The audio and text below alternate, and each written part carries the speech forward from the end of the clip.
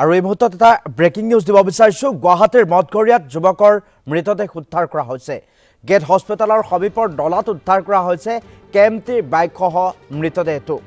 এতিয়ালৈকে ওলোৱা নাই মৃত যুৱকজনৰ পৰিচয়, উদ্ধাৰ হোৱা নাই বাইকখনৰ নম্বৰ হৈছে এই মুহূৰ্তত আমি আপোনালোকক জনাইছোঁ AS01 FS 3360। নুনমাটি আৰক্ষীৰ মৃতদেহটো সহ উদ্ধাৰ কৰিছে বাহনখন।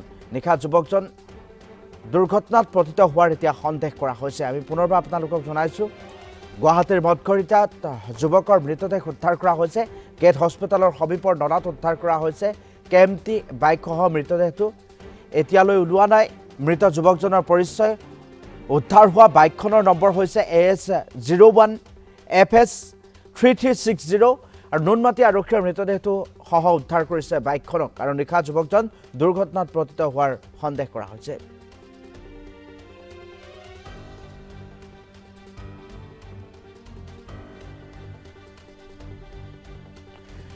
আৰু এই মুহূৰ্তত আমি ফোনযোগে সংযুক্ত হৈছোঁ। আমাৰ সৈতে সংযুক্ত হৈছে শামছুল ৰহমান। শামছুল, আপোনাৰ কাষলৈ আহিছোঁ। এটা চাঞ্চল্যকৰ ঘটনা, এটা অচিনাক্ত মৃতদেহ আৰু এখন KTM বাইক উদ্ধাৰ কৰা হৈছে।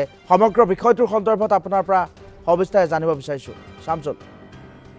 হয় অনন্ত, গুৱাহাটীৰ মহানগৰীত পুনৰ সংঘটিত হৈছে এক চাঞ্চল্যকৰ ঘটনা। আজি পুৱাৰ ভাগতে মহানগৰীৰ মঠঘৰীয়া গেট হস্পিটেলৰ সমীপৰ এটা নলাৰ ভিতৰত KTM মটৰচাইকেলসহ এজন যুৱকৰ মৃতদেহ পৰি থকা স্থানীয় ৰাইজে প্ৰত্যক্ষ কৰে। এই ঘটনাৰ সন্দৰ্ভত স্থানীয় ৰাইজে নুমলী থানাত অৱগত কৰে।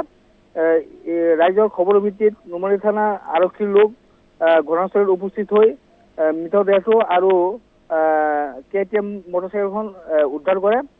এতিয়া কথা হ'ল যুৱকজন কেনেকৈ মৰিল এই লৈ ৰাইজৰ মাজত সৰব চৰ্চা চলিছে। একাংশই সন্দেহ কৰিছে যে যুৱকজনে মটৰচাইকেলৰ নলাত পৰি মৃত্যু হৈছে, আন একাংশই সন্দেহ কৰিছে যে যুৱকজনক হত্যা কৰি নলাত পেলাই দিছে।